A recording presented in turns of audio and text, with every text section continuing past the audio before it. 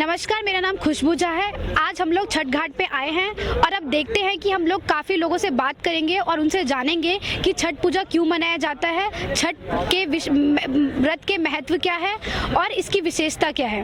इस पर्व की फैलने की क्या महत्ता है। हाँ। इसकी महत्ता हमारे पर्सनल व्यू यही है कि ये सूर्य की और प्रकृति की पूजा है। सूर्य साक्षात देवता है, हर एक किसी को दिखाई देता है और हर लोग सूर्य की पूजा करते हैं। तो एक ऐसे देवता हैं जो कि हर किसी को अपनी खुद की आंखों से देखता है और देखते हुए, और जो जीवंत देवता है उसकी पूजा करता है, उसकी महत्ता ज़्यादा बढ़ती जाती है। इसलिए ये जो महापर्व है फैलता चला जा रहा है, क्योंकि ये जीवंत महापर्व है। ये सूर्य, डूबते सूर्य का जो अर्क होता है, आप कहीं भी नहीं देखे होंगे कि जो डूबते हुए, माने कि जो गिरता हुआ इंसान का कोई वैल्यू नहीं होता। वैसे कहीं भी पूर्वांचल छोड़ के कहीं भी डूबते हुए सूर्य का कहीं पूजा नहीं होता। और पूर्वांचल ही एक ऐसा है जो छठ पूजा जो मनाई जाती है वो डूबते हुए सूर्य का पहले होता है और उगते हुए सूर्य के बाद में होता है। क्योंकि पूर्वांचल में इसका इतना महत्व है, जिसने जो मांगा अगर मिला है उसे, छठी मैया ने अगर दी है, सूर्य भगवान ने अगर दिए हैं, तो उस समय से उनका व्रत तो लोग करना ही चालू कर देते हैं। ये खासियत है पूर्वांचल में और छठ पूजा में। छठ का जो महापर्व है वो कितने दिन तक मनाया जाता है? छठ का पर्व जो है बेसिकली 3 दिन का होता है। जैसे आज है, आज नहाए खाए शुरू हो गया। सुबह में आज घर की धुलाई करके साफ़ सफाई करके, सुबह में कद्दू की सब्जी और चने अरहर की दाल और चावल के साथ आज नहाए खाए होता है। जो व्रती होती हैं वो नहा करके सुबह मंदिर जाके पहले सूर्य की अर्घ देती हैं, उसके बाद में आकर के पूजा करती हैं। पूजा करके जो खाना पहले वो अपना प्रसाद ग्रहण करती हैं, उसके बाद ही घर में बच्चा बूढ़ा जो भी होगा वो प्रसाद ग्रहण करता है। फिर उसके बाद रहेंगी, कल मॉर्निंग से लेकर के शाम तक फास्ट रहेगा उनका। शाम के टाइम एक साठी की चावल आती है, रेड कलर की होती है चावल, और गाय के घी में वो खीर बनता है। तो वो खीर बनेगा शाम को, उसको खरना बोलते हैं। वो जो दूसरे दिन का होता है, शाम को फिर सूर्य का अर्घ, ये सूर्य उपासना है। आज भी सूर्य के मॉर्निंग में अर्घ दे करके अपना नहाए खाए शुरू किए। जिसको अथा संभव है, नदी किनारे हैं, गंगा किनारे हैं, सरजू किनारे हैं, जमुना किनारे, वो वहाँ करता है, नहीं तो अपने घर में और मंदिर में लोग करते हैं। तो कल सुबह से लेकर के शाम तक फास्ट रहेंगे।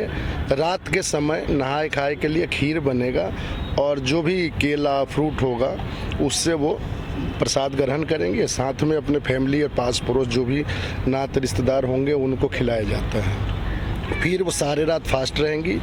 अगले दिन जो 30 तारीख को संडे है, उस दिन पहला अर्घ होता है। जो अर्घ शाम का जो सूर्य को इस टाइम यहाँ पे आएंगे हम लोग व्रतधारी को लेकर के, तो उस दिन का होता है कि अर्घ से आने से पहले पूरे दिन व्रती क्या करते, बनाते अपना जो छठ मैया का प्रसाद होता है, प्योर शुद्ध देसी घी में ठेकुआ बनता है, खजूर बनता है, और वो बना करके शुद्ध देसी घी में उसमें कलसूप होता है। कलसूप और दौरा के अंदर में रख करके लाते हैं। उसमें बेसिकली खजूर, ठेकुआ, नारियल, गागल नींबू होता है, शरीफा अनार, जो भी फ्रूट और मिष्ठान होता है, जिसको जितना शक्ति होता है उस हिसाब से करता है। वही अर्घ दे करके जाते हैं। फिर घर में अपना वो गन्ना ले करके और घर के अंदर पूजा होता है। रात को फिर वो आराम करेंगे, खाना पीना कुछ नहीं खाएंगे।